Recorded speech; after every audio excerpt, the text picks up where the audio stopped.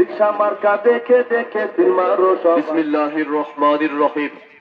প্রিয় এলাকাবাসী, আসসালামু আলাইকুম। ধর্ম বর্ণ ভিন্ন মত সবার জন্য খেলাফত। বাংলাদেশের প্রয়োজন, ন্যায়ের সাথে উন্নয়ন।